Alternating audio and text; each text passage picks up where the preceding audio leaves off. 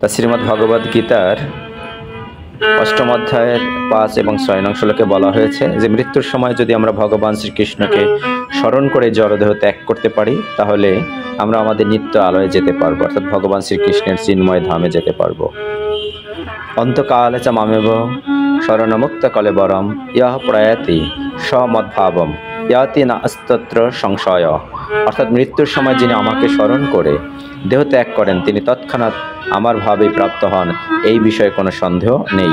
অর্থাৎ মৃত্যুর সময় যেন আমরা ভগবানকে স্মরণ করে এই জড় দেহ ত্যাগ করতে পারি, সেটাই আমাদের মনুষ্য জীবনের উদ্দেশ্য। এবং সেভাবে আমরা আমাদের সারাটা জীবন অর্থাৎ কৃষ্ণ স্মরণে যেন আমরা থাকতে পারি, সেভাবে আমাদের কর্ম করতে হবে। এবং পরবর্তী শ্লোকে বলা হয়েছে কি ইয়ম ইয়ম বাপি শরণ ভাবম তাচতন্তে কলেবরম তম তমে বৈতি কন্তেয় সদা তদ্ভাব ভাবিত। অর্থাৎ অন্তিমকালে যিনি যে ভাব স্মরণ করে দেহ ত্যাগ করেন তিনি সেইভাবে ভাবিত তথ্যকেই লাভ করেন।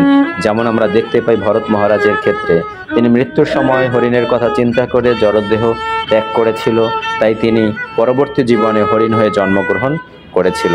তাই আমরা এমনভাবে আমাদের জীবন নির্বাহ করব যেন মৃত্যুর সময় আমরা ভগবানকে স্মরণ করে ভগবান শ্রীকৃষ্ণকে স্মরণ করে এই জড়দেহ ত্যাগ করতে পারি।